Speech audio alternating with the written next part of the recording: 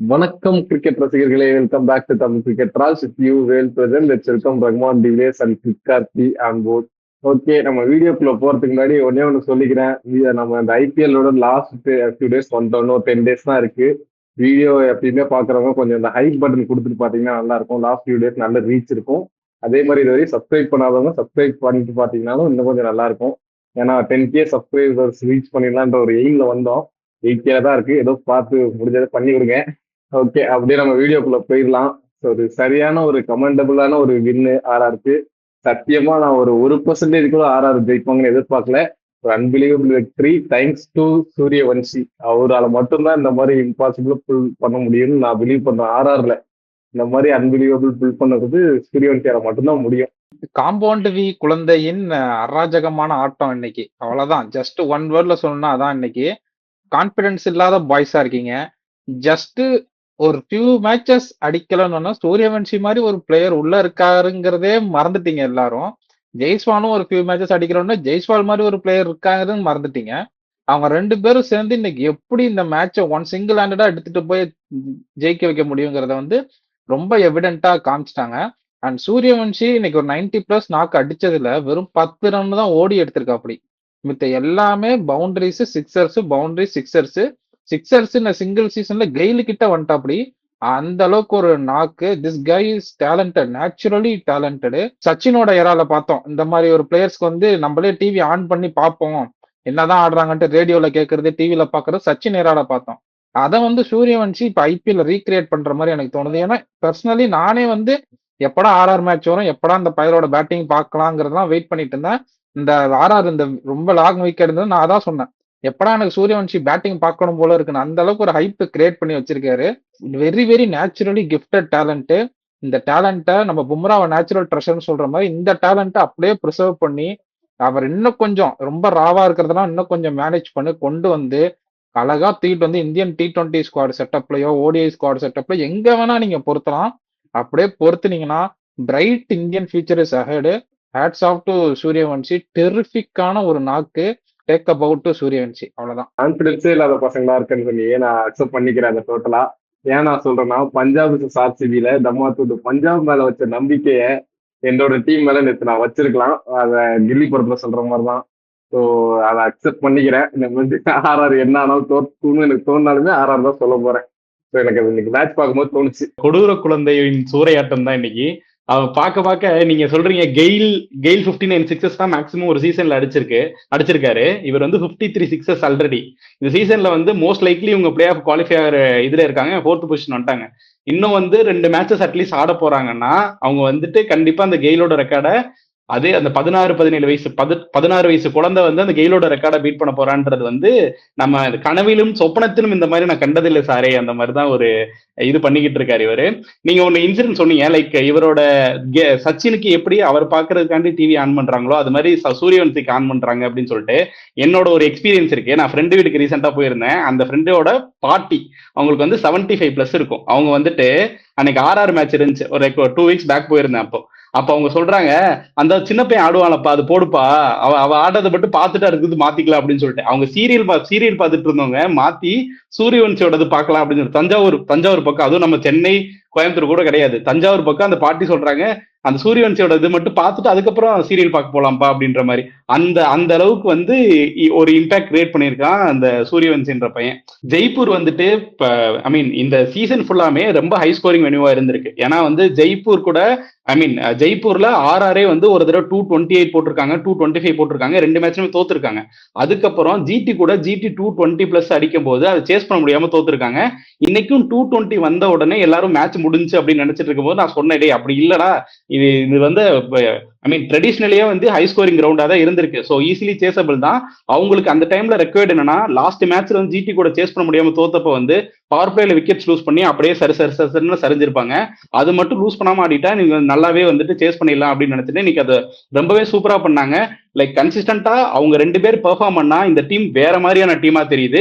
Like இன்னும் team combinations அப்புறம் இதுல எல்லாம் கொஞ்சம் பிரச்சனைகள் இருக்கு. அதெல்லாம் தொடர்ந்து அப்படியே பேசுவோம். ஆக்சுவலி நீ இப்ப ஆன் பேப்பர் எடுத்து எல்எஸ்ஜியும் ஆர்ஆரையும் ஸ்குவாட் வைஸ் பாத்தீங்கன்னா இன்னைக்கு எல்எஸ்ஜி இங்க இருந்தாங்க, ஆர்ஆர் இங்கதான் இருந்தாங்க. ஏன்னா கம்ப்ளீட் பேலன்ஸ் எல்எஸ்ஜி கிட்ட தான் இருந்துச்சு, ஆர்ஆர் கிட்ட இல்ல.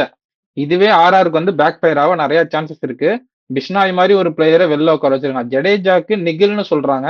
ஸோ வந்து அது நம்ம இப்போ ஹார்ஷா இருக்க முடியாது. அண்ட் ரியான் பர்ராக்கு ஹாம்ஸ்டிங்னு சொல்றாங்க. அது எந்த அளவுக்கு இம்பாக்ட் பண்ண போகுதுங்கிறதையும் பார்க்கணும். அண்ட் சந்தீப் சர்மாவை திருப்பி உள்ள கொண்டு வந்திருக்காங்க. நிறைய சேஞ்சஸ் பண்ணிட்டாங்க. எனக்கு அவங்க அந்த பழைய ஃபார்முலாவே போயிடலாமோ அப்படின்ட்டு எனக்கு தோணுது. இவர் ஆர்ச்சரு ஒரு சைடு நாண்ட்ரே பர்கர் வச்சு ஏத்திட்டு அதுக்கப்புறம் ஹிட்மேருக்கு பதிலாக கரெக்டா டோனான் ஃபெரரோ கொண்டு வந்துட்டாங்க. அவ்வளவுதான், அந்த ஸ்பாட் சீல்டு. மற்ற ஸ்பாட்லாம் கொஞ்சம் கொஞ்சம் மேலே ஏற்றி அதை அப்படியே செக்யூர் பண்ணி அந்த பழைய ஃபார்முலாவே போயிடலாம் அப்படின்ட்டு தோணுது. பிஷ்னாய் வந்து யஸ்ராஜ் புஞ்சா நல்லா தான் போடுறாரு, நான் இல்லைன்னே சொல்ல, நான் கிரெடிட்டே எடுக்கல.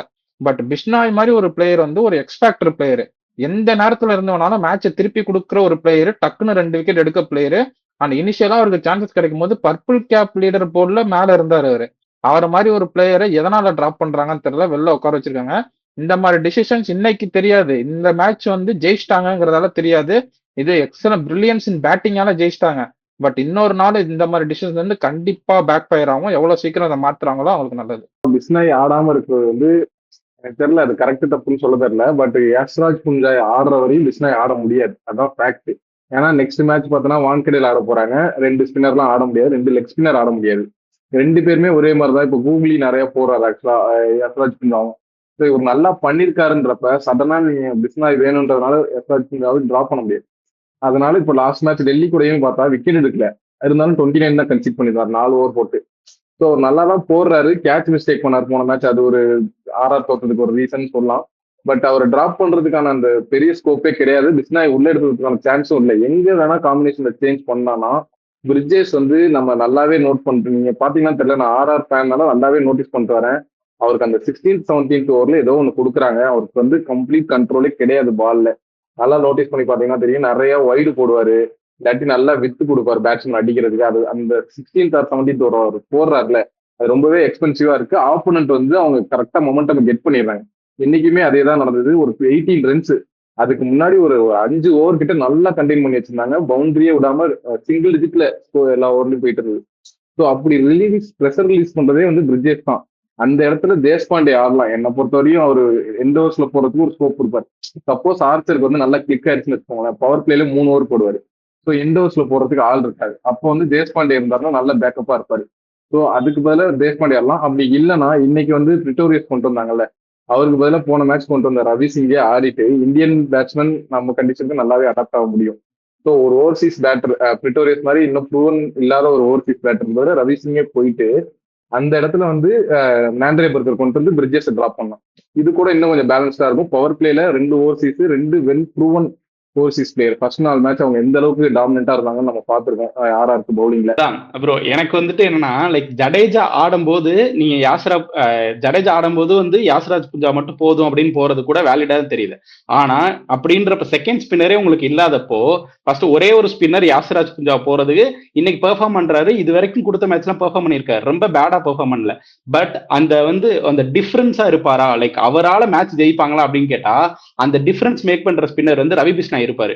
ஏன்னா அவரோட கூகுளிஸ் வந்து இவரை காட்டின்னு எஃபெக்டிவா இருக்கும். இவர் வந்து ரன்ஸ் கண்டெயின் பண்றாரு, அவ்வளவு லீக் பண்ண மாட்டாரு, எல்லாம் சரிதான். பட் அந்த டிஃபரன்ஸா வந்து ரவி பிஷ்னாயால இருக்க முடியும், இவரால இருக்க முடியாது அப்படின்னு எனக்கு தோணுது. லைக் இந்த மாதிரி ஒரு ஸ்பின்னர் தான் ஆடுறாங்கன்றப்போ செகண்ட் ஸ்பின்னரா கூட ரெண்டுமே ரவி பிஷ்னாய் யாஸ்ராஜ் புஞ்சாவை கொண்டு வரலாம். ஏன்னா அவரோட லென்த் வேற, இவரோட லென்த் வேற, இவரோட ட்ரிஃப்ட் மூவ்மெண்ட் வேற, இவரோட கூகுளிஸ் இன்னமே எஃபெக்டிவா இருக்குன்றப்போ ரவி பிஷ்னாய் அண்ட் யாஸ்ராஜ் புஞ்சாவை யூஸ் பண்ணலாம் தான் தோணுது. துஷார் தேஷ்பாண்டே வந்துட்டு ஒரு மேட்ச் உங்களுக்கு லாஸ்ட் ஓவர் போட்டு டிஃபெண்ட் பண்ணி வின் பண்ணி கொடுத்தாரு. அவரை என்ன வேலிடான ரீசனுக்காண்டி வெளியே எடுத்தாங்க அப்படின்றது எனக்கு தெரியல. இப்ப உள்ள நீங்க சொல்ற மாதிரி பிரிஜேஷ் சர்மாக்கெல்லாம் பதிலாக துஷார் தேஷ்பாண்டே உண்மையிலே கொண்டே வரலாம். அதெல்லாம் ஏன் பண்ண மாட்டாங்கன்னு தெரியல. பட் உங்ககிட்ட ஒரு கொஸ்டின் எனக்கு கேட்கணும்னு நினைச்சேன். ரியான் பராக் ஏன் இன்னைக்கு ஆடல அப்படின்னா ஹாம்ஸ்ட்ரிங் இன்ஜுரி அப்படின்னு சொல்லியிருந்தாங்க. ஸோ அவரால் கண்டிப்பா செகண்ட் பேட்டிங் அப்போ உள்ள வர முடியாது, ஃபீல்டிங்க்கு அவர் யூட்டிலைஸே பண்ண முடியாது. அப்புறம் எதுக்கு அவர் இம்பாக்ட் சப்ல வச்சிருந்தாங்க? யாருக்கும் தெரியும், கண்டிப்பா உள்ள எடுத்துட்டு வர மாட்டாங்கன்னு அது ஷோர் ஷாட் ஆயிடுச்சு. நீங்க பாத்தீங்கன்னா பிஸ்னாய் வச்சிருந்தாங்க ஷோரா. ஸோ அது இல்லாம வேற யாரும் யூஸ் பண்ண முடியும்? வைபவ் சூரியவன்சி தான். நீங்க எப்படி கண்ணை மூடி சொல்லலாம், ஆர்ஆர் டீமோட இம்பாக்ட் சப்ஸ்டியூட்ல வைபவ் சூரியவன்சி இருக்காருன்னா அவர் தான் வர போறாரு. சும்மா கடமை கொடுத்து வரதான், ஒரு 5 பேர் கொடுக்கணுமே, யாரு டங்கூர்ல இருக்காங்க? அந்த கடமைக்கு இல்ல யூஸ் பண்றது இம்பாக்ட்ஸ் பில் இல்ல. லைக் இல்ல எல்லாருக்குமே தெரியும் வைபவ் சூரியவன்சி கொண்டு வர போறாங்கன்னு. பட் இன்னொரு பேட்ஸ்மேனு உங்க ஃபீல்டிங்ல யூட்டிலைஸ் பண்ணக்கூடிய ஒரு பேட்ஸ்மேனு அந்த மாதிரி வச்சிருக்கலாம்ல. ஒரு ஸ்லாட்டை வேஸ்ட் பண்ற மாதிரி இருக்குல்ல. அவங்க ஆர்ஆர் வந்து இதுவரையும் 20 பிளேயர் ஆடிட்டாங்களாம். 20 பிளேயர் வந்து ஒரு மேட்சுக்கும் மாத்தி மாத்தி 12 மேட்ச்ல மொத்தமா அவங்க ஸ்குவாடு மொத்தமாவே ஆடிட்டாங்க. இதுக்கு மேல அவங்களுக்கு யாரும் இம்பாக்ட் சப்ளையும் வைக்க ஆள் இல்ல. நல்லா ரியான் பராக் வச்சிட்டாங்க, அவ்வளவுதான். எனக்கு அப்படிதான் தோணுச்சு. நீங்க அப்புறம் ஆட் பண்ணீங்களா ப்ரோ அந்த பிரிட்ஜஸ் மேல தேஷ்பாண்டே. அதே மாதிரி நம்ம ஒரு மேட்ச் வந்து தேஷ்பாண்டேயோட பேட்டிங் எபிலிட்டியும் பார்த்தோம். ஆர்ஆர் மாதிரி ஒரு டீம் இன்னைக்கு இவ்வளவு நல்லா கன்வின்சிங் ஆட்டாங்க, ஓகே. பட் இன்னைக்குமே எவ்வளவு க்ளோஸா எடுத்து போனாங்க நம்ம பார்த்தோம், எப்ப முடிக்க வேண்டியது. ஸோ ஆர்ஆர் மாதிரி ஒரு டீம் எப்ப வேணா கொலாப்ஸ் ஆகும். அந்த மாதிரி டைம்ல சும்மா பேட்டை சுத்துற மாதிரி சுத்தவா தெரியுன்ற மாதிரி தேஷ்பாண்டே ஏதோ சுத்துறாரு. ஸோ அவரை வச்சுக்கலாம் பிரிட்ஜஸ் பதில. அது தோணிட்டே இருக்கு. அதே மாதிரி நாண்டே பர்கர் கொண்டு வந்தா கொஞ்சம் நல்லா இருக்கும் பிரிட்டோரியஸ் பதில. ஓகே, அப்படியே நம்ம எல்எஸ்ஜி பேட்டிங் லைட்டா டச் அப் பண்ணிடுவோம். அவங்களுக்கு நத்திங் டு லூஸ் தான். ஆக்ஷன் பெர்ஃபார்மன்ஸ்லாம் முடிஞ்சு போய் இப்போ ஆக்ஷன் பெர்ஃபார்மன்ஸ் கொஞ்சம் கொஞ்சமா வெளில வருது. ரிட்டன்ஷன் பெர்ஃபார்மன்ஸ், ஆக்ஷன் பெர்ஃபார்மன்ஸ்லாம் எல்லாம் முடிஞ்சதுக்கு அப்புறம் மிச்சல் மார்ஸ் வந்து உசுர கொடுத்து ஆடிக்கிட்டு இருக்காரு ஒரு பக்கம். அண்ட் ஜாஸ் இங்கிலீஷ் உள்ள வந்ததுக்கு அப்புறம் அந்த டீமோட செட்டப்பே கொஞ்சம் வேற மாதிரி தெரியுது. ஆக்சுவலி பேட்டிங்ல 2 பேரும் பயங்கரமா அடிச்சாங்க. மிச்சல் மார்ஷ் கடைசியா கொஞ்சம் ஸ்லோ டவுன் ஆயிட்டாரு, அதுதான் உண்மை. அவர் போயிட்டு இருந்த மொமெண்டத்துக்கு 240 250 வந்திருக்கணும். பட் அந்த இடத்துல ஆர்ச்சரும் சூப்பரா போட்டாரு, மற்ற பவுலர்ஸ் எல்லாமே நல்லா போட்டாங்க. அதனால அவரால் அடிக்க முடியல, ஃப்ரீ பண்ண உள்ள அடிக்க முடியல. ஸோ வந்து இன்னைக்கு மிச்சல் மார்ஷ் டெரிஃபிக்கான ஒரு நாக்கு. ஜாஸ் இங்கிலீஷும் நல்லா ஆடினாரு. ஓவராலா எல்லாம் அங்கங்கன்னு அடிச்சு ஒரு 220 வந்து போட்டாங்க. அண்ட் இதுதான் அன்னைக்கு வந்து நீ ஸ்கோர் கார்டு எடுத்து பார்த்தீங்கன்னா நம்ம ஆர்ஆர் பவுலிங் வந்து சுஷாந்த் மிஸ்ரான்னு ஒரு பிளேயர் ஆனாங்க. அவர் வந்து நீ ஸ்கோர் கார்டு படி பார்த்தீங்கன்னா 11 எக்கானமின்னு நம்ம டப்புன்னு அடிச்சு மொக்கையா போட்டான்னு சொன்னான். ஆனா மேட்ச்ல பார்க்கும்போது அவர் சூப்பரா போட்டாரு. Sticking on to the plans. பூரானுக்கு வந்து ரூம் கொடுக்காம இன்டு த பாடி போறது ட்ரை பண்ணி வைடு போச்சு. அந்த லென்த், அந்த கன்சிஸ்டன்சி நீங்க மேட்ச் கொடுக்க அவருக்கு வந்துடும். டொமஸ்டிக்ல செம்ம சீசன் அவருக்கு. லாஸ்ட் இயர் வந்து டொமஸ்டிக்ல ஒரு சரியான சீசன். அதை ட்ரஸ்ட் பண்ணி இன்னைக்கு சான்ஸ் கொடுத்துருக்காங்க. அது தகுந்த மாதிரி என்னை பொறுத்தவரை அவர் டெலிவர் தான் பண்ணிருக்காரு. கொஞ்சம் ராவா இருக்காரு. அது வந்து எக்ஸ்பீரியன்ஸ்ல கெயின் பண்ணிக்குவாரு. அவ்வளவு மிச்சல் மார்ஸ் வந்து இப்போ முடிஞ்சு போனதுல அடிக்கல. எனக்கு தெரிஞ்சு லாஸ்ட் 5 இன்னிங்ஸ் தான் நல்லா தான் அடிச்சிட்டு இருக்காரு. நீ அவரை சொல்ல முடியாது, ரிசர்வ் பண்ணிட்டாங்கன்னா சொல்லலாம். ஏன்னா இவ்வளவு நாள் வந்து இந்த மாதிரி நல்ல ஸ்ட்ரைக் ரேட்ல எத்தனை மேட்ச் ஆடினாருன்னு கேட்டா இந்த சீசன்ல டவுட் தான். இன்னைக்கு வந்து ஓரளவு டீசென்டான, இதுவும் நான் ரொம்ப நல்ல ஸ்ட்ரைக் ரேட்னு சொல்ல மாட்டேன். அவர் வந்ததுக்கு அப்புறம் தான் வந்து எல்எஸ்சி டோட்டல் மொமெண்டமும் இழந்தாங்க. அதை நீங்க அக்செப்ட் பண்ணிப்பீங்களான்னு எனக்கு தெரியல. அது வரையுமே மிச்சல் மார்ஸ் வந்து செம்ம ஸ்ட்ரைக் ரேட்ல ஆடினாரு. அவர் வந்ததும் ஒரு டிஸ்கஷன் போயிட்டு இருந்தது மிச்சல் மார்ஸ் அந்த ரிசர்வ் பண்ணிட்டு நடுவில். அதனாலயா என்னன்னு நமக்கு எதுவும் தெரியாது. அவங்க அடிச்சுட்டு இருக்கப்போ பார்த்தா 250 260 எல்லாம் கண்டிப்பா வந்துடும், தோல்வி முடிச்சிட்டாங்கன்னு நினைச்சேன். அங்கிருந்து ஆர்ஆருக்கு வந்து நம்ம கிரெடிட் கொடுத்தே அவங்க செம புல் பேக்கு. அதுக்கு வந்து நான் இன்னைக்கு ஜெய்ஸ்வாலுக்கு வந்து அவ்வளவா யாரும் அப்ரிசியேட் பண்ணுவாங்களா என்னன்னு தெரியல. பட் கரெக்டான ஒரு ப்ரெஷர் சுச்சுவேஷன் ஒரு நல்ல கால் எடுத்தாரு. அதுவும் எப்படின்னா 6th பவுலர் ஷனாக்கா மாதிரி ஒரு பவுலருக்கு அந்த ஒரு ஓவர் கொடுத்தாருல ஃபர்ஸ்ட் இந்த மேட்ச்லயே நல்லா எல்லா ஓவர்லயும் 12-13 ரன் மினிமம் போயிட்டு இருந்தது. தனாக்காவோட ஓவர்ல தான் 10 ரன் போச்சு. அதுவும் எக்ஸ்ட்ராஸ்னால 10 ரன் வந்துச்சு, இல்லாட்டி சிங்கிள் டிஜிட் தான். கண்டிப்பா நம்ம ஜெய்ஸ்வால் கேப்டன்சி கிரெடிட் கொடுத்தே ஆகணும். கரெக்டான டைம்ல தனாக்காவை ஒரு ஓவர் அப்படியே தள்ளிட்டாரு நீட்டா.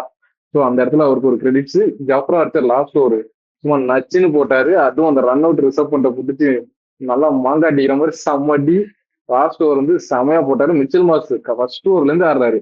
அவரை வந்து லாஸ்ட் ஓவர்ல 2 டாட் பால் வச்சு அப்புறம் தான் ஒரு பவுண்டரி கன்சிட் பண்றாருன்றப்ப ஆர்ச்சருக்கு ஒரு செம்ம கிரெடிட்ஸ் கொடுத்தே ஆகணும். இந்த வருஷம் ஆர்ஆரோட பவுலிங்கை தூக்கி நிறுத்துற ஒரே பிளேயர் யாருன்னு கேட்டா ஆர்ச்சர் தான் சொல்லி ஆகணும். ஆர்ஆரோட பேட்டிங் போனோம்னா இனிஷியலாவே சூப்பரா ஆரம்பிச்சாங்க, பயங்கரமா ஆரம்பிச்சாங்க. எந்த பவுலருமே அவங்க செட்டில் ஆகவே விடல. இனிஷியலா வந்து வைபவ் சூரியவன்சி ரொம்ப பால்ஸ் எடுத்துக்கிட்டாரு. அதாவது மோஸ்ட் அன்லைக்லி வைபவ் சூரியவன்சி நினைக்கிறேன் இது வரைக்கும் நடந்த மேட்ச்ல இல்லாம இன்னைக்கு கொஞ்சம் பால்ஸ் எடுத்துக்கிட்டாரு. 10 பால் வரைக்கும் வெறும் 5 ரன் அடிச்சிருந்தாரு.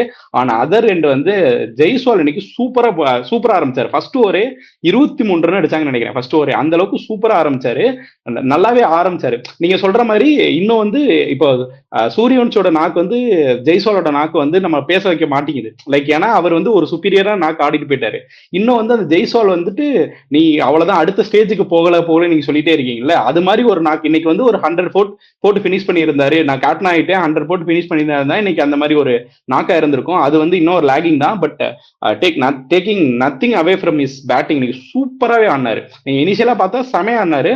அவுட் ஆனுமே பியூட்டிஃபுல் பால். இன்னைக்கு நல்ல வேலை ஆகாஷ் சிங் வந்து இன்னைக்கு வந்து பேப்பர் எடுக்கல, அது வரைக்கும் சந்தோஷம். அதுக்கப்புறம் வந்து துருவ் ஜுரல் வந்துட்டு இனிஷியலா நிறைய பால்ஸ் எடுத்துக்கிட்டாரு. நீங்க கூட பிராட்காஸ்ட் சேனல்ல அவரை திட்ட ஆரம்பிச்சதுக்கு அப்புறம் தான் அவருக்கு எப்படி கேட்டுச்சுன்னு தெரியல. அதுக்கப்புறம் ஒரு மிட் விக்கெட்ல ஒரு 6 அடிச்சாரு. அதெல்லாம் உங்களுக்கு அடிச்ச மாதிரியே இருந்துச்சு. அந்த அளவுக்கு அது சரியான ஷாட். அது அந்த சொன்ன ஓவரே அந்த ஷாட்ல வந்து ஒரு 4, ஒரு 6, ஒரு 4 அந்த ஓவர் அப்படிதான் ஆரம்பிச்சாரு. லைக் அது ஜூரலுமே இன்னைக்கு ரெஸ்பான்சிபிள். நான் கடைசி வரைக்கும் நின்று மேட்ச்ல முடிச்சுக்கிற வரைக்கும் உள்ள இருப்பேன்னு சொல்லிட்டு பயங்கர ரெஸ்பான்சிபிளா ஆனாரு. வைபவ் சூரியவன்சி ஏன் இன்னைக்கு 10 பால் 5 ரன் அடிச்சிருந்தாருன்னா அதுக்கு மொய்ஷின் கான் ஒரு முக்கியமான ரீசன். அவர் போட்ட ஃபர்ஸ்ட் ஓவர் வந்து 23 ரன் போயிருச்சு. செகண்ட் ஓவர் போட வராரு, வெறும் 2 ரன் தான் கன்சிடர் பண்ணாரு அகைன்ஸ்ட் வைபவ் சூரியவன்சி. அது அங்க ஹியூஜ் மேட்ச். அது வந்து இப்ப இருக்க பெரிய பெரிய பவுலர்ஸ் நேற்று மிச்சல் ஸ்டார்க்கை ஃபேஸ் பண்றாரு. 4 பால்ல வந்து 11 ரன், ஒரு 4 ஒரு 6 அடிக்கிறாரு. பும்ரா ஃபர்ஸ்ட் பால் 6 அடிக்கிறார். அப்படி அடிச்சிட்டு இருக்கும் போது மொய்ஷின் கான் மாதிரி ஒரு பவுலர் உள்ள வந்து வைபவ் சூரியவன்சியை வெறும் 2 ரன் அந்த ஓவர் கொடுக்கறது உண்மையிலே பெரிய விஷயம். அதே மாதிரி இன்னொரு ஓவர் வந்து அவர் செகண்ட் ஓவர் அடி வாங்கிட்டாரு. திருப்பி வைபவ் சூரியவன்சி விக்கெட் எடுத்தது அவர் தான். அந்த ஓவர்ல வெறும் 3 ரன் தான் கன்சிடர் பண்ணியிருந்தாரு. அந்த அளவுக்கு இன்னைக்கு பயங்கர டிஃபரன்ஸா இருந்த மொய்ஷின் கான். ஐ மீன் அந்த பவுலிங் லைனப்பே அடி வாங்கிட்டு இருக்கு. மைக் யாதவ் நல்லா போட்டாரு, அதை மென்ஷன் பண்ணிருங்க. லைக் அந்த பவுலிங் லைனப்பே அட்டாக் நல்லா அடி வாங்கிட்டு இருக்கும் போது மொய்ஷின் கான் எனக்கு பயங்கர ஒரு ஜெம்மா தெரிஞ்சாரு அந்த இடத்துல. இன்னைக்கு ஜெய்ஸ்வால் நீங்க சொன்னீங்களா, நம்ம எல்லாம் அந்த பெரிய நீங்க எக்ஸ்பெக்ட் பண்றோம். இன்னைக்கு வந்து நம்ம கண்டிப்பா குறை சொல்லவே முடியாது. சூரியவன்சி வந்து இந்த மாதிரி ஒரு நாக்கு ஆடி இருக்காருன்னா அந்த இனிஷியலா பவர் பிளேல அவருக்கு வந்து ப்ரெஷர் ரிலீஸ் பண்ணி கொடுத்தது வந்து ஜெய்ஸ்வால் தான். அவர் மட்டும் அப்படி ஆடி கொடுக்கலன்னா டெஃபினட்டா வந்து ஜெய்ஸ்வால் சூரியவன்சி வந்து பவர் பிளேலேயே விக்கெட்ஸ் லூஸ் பண்ணிருப்பாரு. ஸோ அந்த ஓப்பனர்ஸ் வந்து ஒருத்தருக்கு ஒருத்தர் சப்போர்ட் பண்ணி ஆடணுன்றது இன்னைக்கு சூப்பரா பண்ணி கொடுத்தாரு. அதனாலதான் இனிஷியலா துருவ் ஜுரலும் வந்து டைம் எடுக்க முடியுது. ஸோ கரெக்டா ஜெய்ஸ்வால் அவுட் ஆனதும் சூரியவன்சி சார்ஜ் எடுத்தாரு. ஸோ துருவ் ஜுரலால டைம் எடுத்து ஆரம்பிச்சு. ஸோ எல்லாமே வந்து கரெக்டா இன்னைக்கு ஒரு பேட்டிங் விட்டா சூப்பரா கிளிக் ஆச்சு. நம்ம வந்து ஜெய்ஸ்வாலுக்கு கிரெடிட் கொடுத்தே ஆகணும். என்னதான் ஒரு மினி இன்னிங்ஸ் ரொம்ப சின்னதா தெரிஞ்சாலும் ஹியூஜ் இம்பாக்ட் தான் சொல்லணும். ஏன்னா சூரியவன்சியோட இன்னிங்ஸ் ஜெய்ஸ்வாலோட இன்னிங்ஸ் இல்லாம வந்திருக்காரு. துருவ் ஜுரலுக்கு போனோம்னா டைம் எடுக்கலாம், நான் ஒத்துக்கிறேன். 12 பால் 13 பால்லாம் டைம் T20ல உனக்கு ஸ்பேஸே கிடையாது. அதுவும் ஒரு 220 கேஸ்ல வந்து நீ 12-13 பால் டைம் எடுத்து நீ சிங்கிள் ஆடுறீன்னா you are not a T20 player in this current era. அவ்வளவுதான் நான் சொல்லுவேன். இது வந்து நீ ஒரு 12 பால் ஆடி ஒரு 20 ரன் அடிச்சா ஐ வில் பி ஹாப்பி. அவ்வளவுதான். நீங்க ரன்ன பாலோட ஒரு 130 140 ஸ்ட்ரைக் ரேட்ல ஆடினா I will be happy. Suryavanshi அந்த இடத்துல ஆப்போசிட் பெசக்கா போறாரு, நான் இல்லைன்னு சொல்லல. பட் உங்களுக்கு வர லூஸ் பாலையும் நீங்க அட்டாக் பண்ணி ஆடினாதான் T20ல நீங்க உங்க ஸ்பாட் வந்து பர்மனண்டா சீல் பண்ண முடியும். அதர்வைஸ் லேட்டரான ஆக்சிலேட் பண்ணதுக்கு துருவ் ஜுரலுக்கும் கிரெடிட்ஸ். ஸோ ஓவராலா இன்னைக்கு பார்த்தோம்னா ஆர்ஆர் வந்து கண்டென்ஷன்ல வலுவா நிக்கிறாங்க. இன்னும் ஒரு மேட்ச் அகேன்ஸ்ட் எம்ஐ. அந்த ஒரு மேட்ச் வந்து டிகாக்கும் இன்ஜூர்டுன்னு சொல்லியிருக்காங்க. இவர் ராஜ் அங்கட் பாவாவும் இன்ஜூர்டுன்னு வெளில போயிட்டாரு. ஸோ எம்ஐ அவங்க காம்பினேஷன் மாத்திட்டு வருவாங்க. இது ஒரு bright chance. RR should play their correct combination. அவங்களோட ஃபுல் ஸ்ட்ரென்த்துக்கு ஆடி அந்த மேட்ச் வந்து வின் பண்ணுவாங்கன்னு நம்புறேன். நம்ம அப்படியே ஃபீச்சர்ஸ் எடுத்து பார்த்தா லாஸ்ட் மேட்ச்சுக்கு முந்தின மேட்ச் லீக் ஸ்டேஜ்ல பாத்தீங்கன்னா மும்பை விசஸ் ஆர்ஆர் தான். ஸோ எல்லா டீமும் பிளே ஆஃப் கண்டென்ஷன் இருக்க எல்லா டீமும் விளையாண்டு முடிச்சதுக்கு அப்புறம் தான் ஆர்ஆர் விளையாட போறாங்கன்றப்ப கண்டிப்பா வந்து இந்த வீக் ஃபுல்லாவே செம்ம எக்ஸைட்டிங்கா போகும். ஆர்ஆருக்கு ஒரு நல்ல சான்ஸே இருக்கு. இந்த மேட்ச் ஜெயிச்சதுனால ஒரு செம்ம சான்ஸ் இருக்கு. எல்லாரோட பெர்ஃபார்மன்ஸும் பார்த்துட்டு அவங்களுக்கு எந்த அளவுக்கு சான்ஸ் இருக்கு, எந்த அளவுக்கு முன்னாடி ஜெயிக்கணும், எந்த நெட் ஜெயிக்கணும், அந்த எல்லாமே வந்து அவங்க முன்னாடியே பார்த்துட்டு ஆடலாம். ஸோ ஆர்ஆருக்கு ஒரு பெரிய ஸ்கோப் இருக்கு. நல்லா பெர்ஃபார்ம் பண்ணாங்கன்னா வின் பண்ணலாம். மும்பை போய் வாங்கடையில் அடிக்கணும்னா அது பெரிய விஷயம் தான். பண்ணாங்கன்னா நல்லா இருக்கும். அன்னைக்கு இருக்கு ஜெய்ஸ்வாலோட ஒரு நாக்கு இருக்கு, ஹோம் பாய் அடிப்பாரு அன்னைக்கு. ஸோ ஏன் இந்த வித் தட் நோட் வந்து நம்மளோட ப்ரெடிஷன் பாயிண்ட்ஸ் வந்துடும். 6 மேட்சுக்கு அப்புறம் உயிர்த்தெழுந்த கிரிக் கார்த்தி 7வது மேட்சா ஜெயிச்சிருக்காரு தலை ஃபார் ரீசன். ஸோ எனக்கும் இன்னைக்கு ஒரு point. Thanks for Rajasthan Royals. And Rajasthan ஃபேனா இருக்க நம்ம வேலு வந்து எல்எஸ்ஜி ப்ரெடிக்ட் பண்ணி ஒரு பாயிண்ட் லூஸ் பண்ணிருக்காரு. ஸோ நம்ம வந்து அடுத்த நம்ம நாளைக்கு மேட்சுக்கு மூவ் ஆயிடுவோம். நாளைக்கு வந்து எம்ஐ விசஸ் கேகேஆர் இன் ஈடன் கார்டன்ஸ். கேகேஆர் வந்து நல்ல மொமெண்டத்துல வந்துட்டு இருக்காங்க. எம்ஐக்கு நத்திங் டு லூஸ் மேட்ச். சொல்லுங்க யார் ஜெயிப்பான்ட்டு. எம்ஐயோட தான் போறேன். எம்ஐக்கு வந்து கண்டிப்பா எம்ஐ ஈடன் கார்டன்ஸ்ல பாத்தீங்கன்னா நல்ல பெர்ஃபார்மன்ஸ் இருக்கு. த்ரூ த இயர்ஸ் எடுத்து பாத்தீங்கன்னா ஈடன் கார்டன்ஸ்ல எம்ஐ செமையா பெர்ஃபார்ம் பண்ணிருக்காங்க. முக்கியமா எம்ஐல பாத்தீங்கன்னா ரோஹித் சர்மா கேகேஆர் அகைன்ஸ்ட் இப்போ கோலி எப்படி ஒரு 9 டீம் அகைன்ஸ்டா 1000 ரன் கிட்ட ஏதோ அடிச்சு வச்சிருக்காருல, அந்த மாதிரி கேகேஆர் அகைன்ஸ்டா ரோஹித் சர்மா சிங்கிளாலாம் நின்று அடிப்பாரு most of the time. So நாளைக்கு அதை நம்ம எக்ஸ்பெக்ட் பண்ணலாம். அதே மாதிரி ஹர்திக் பாண்டியாவுக்கும் அவரோட ஃபேவரட் டீம் எதுன்னு கேட்டா கேகேஆர் தான். ஸோ நாளைக்கு ஹர்திக் பாண்டியாவோட கம்பேக்கும் இருக்கு. ஐ மீன் இன்டு த டீம் ஒரு நல்ல கம்பேக் இருக்கு. அப்படியே ஸ்கோர் கார்ட்லயும் ஒரு நல்ல கம்பேக் இருந்ததுன்னா நல்லா இருக்கும். நான் வந்து எம்ஐ சைடு தான் போறேன். நானுமே எம்ஐயோட தான் போறேன். நான் இதுக்கு முன்னாடி சொன்ன மாதிரி தான் எல்லா மேட்சும் நான் எம்ஐ தான் ப்ரெடிக்ட் பண்ணுவேன். ஸோ எம்ஐயோட போறேன். லாஸ்டா நடக்கிற ராஜஸ்தான் எம்ஐக்கு மட்டும் நான் ராஜஸ்தான் ப்ரெடிக்ட் பண்ணுவேன். மற்ற எல்லா மேட்சும் எம்ஐ தான். நான் வந்து நாளைக்கு கேகேஆரோட போலான்னு இருக்கேன். ஏன்னா கேகேஆருக்கு வந்து இன்னும் ஒரு சான்ஸ் இருக்கு. Like they can reach up to 15 points. அதனால வந்துட்டு நான் கேகேஆர் ப்ரெடிக்ட் பண்றேன். நாளைக்கு ஸ்பின்னர்ஸை வந்து எனக்கு எப்பவுமே ஸ்பின்னர்ஸ் வந்து மும்பைக்கு வந்து ஒரு பிரச்சனையா இருந்திருக்காங்க அப்படின்னு தோணி இருக்கு எனக்கு. அவங்க மிடில் ஆர்டர் இனிஷியலா அவங்க செட்டில் பண்ணலைன்னா கொஞ்சம் கஷ்டப்படுவாங்க அப்படின்னு தோணுது. இவங்கள்ட்ட நல்ல ஸ்பின்னர்ஸ் இருக்க ஒரே காரணத்துக்காண்டி நான் நாளைக்கு கேகேஆர் ப்ரெடிக்ட் பண்றேன். எனக்கு ஒரே ஒரு விஷயம் மட்டும் இங்க நல்லா தெரியுது. ஸ்ரீகார்த்தி ப்ரோவே சிஎஸ்கே மேல கிவ் அப் பண்ணிட்டாருன்னு நினைக்கிறேன். ஏன்னா கேகேஆர் ஜெயிச்சதுன்னா சிஎஸ்கேக்கு இன்னுமே ஒரு அவுட் சைட் ஸ்கோப் இருக்கு. கேகேஆர் ஜெயிச்சதுன்னா அதுவும் வெளில போயிடும். ஆனாலும் கிவ் அப் அதெல்லாம் கிடையாது. நீங்க வந்து நம்மளோட பிளே ஆஃப் ரிவ்யூ வீடியோ எடுத்து பாத்தீங்கன்னாலே நான் ப்ரெடிக்ஷன்ல சிஎஸ்கேவே வச்சிருக்க மாட்டேன். எனக்கு வந்து என்னன்னா லைக் ப்ரெடிக்ஷன் ஒண்ணு இருக்கு, ஆசைன்னு ஒண்ணு இருக்கு. ஆசையை ப்ரெடிக்ஷன் கூட மேட்ச் இது பண்ணக்கூடாது அப்படின்னு இருக்கு. மனசு சொல்லுது, ஆனா வந்து மூளைக்கு தெரியணும்ல. அந்த அந்த கணக்கு சிஎஸ்கே மேட்ச் மட்டும் எல்லாமே சிஎஸ்கேன்னு சொல்றீங்க.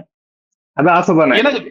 அது என்னன்னா அது என்னன்னா வந்துட்டு லைக் உண்மையிலே ஜெயிச்சிரும் நினைச்சுதான் பண்றேன். அது நான் என்னன்னா இந்த மேட்ச் ஜெயிச்சிரும், ஜிடி கூட தோத்து எலிமினேட் ஆவாங்கன்னு நினைச்சேன். ஆனா இந்த மேட்சும் தோத்து இது பண்ணுவாங்கன்னா நான் ஒரு மேட்ச்ல ஆர்சிபி சிஎஸ்கேக்கு வந்து ஆர்சிபி தான் ப்ரெடிக்ட் பண்ணிருப்பேன். அந்த ஒரு மேட்ச் நடந்தது அதெல்லாம் தெரியும்ல. தெரிஞ்ச மேட்ச் அப்படிதான். ப்ரெடிக்ஷன் ஒண்ணு இருக்கு, ஆசைன்னு ஒண்ணு இருக்கு.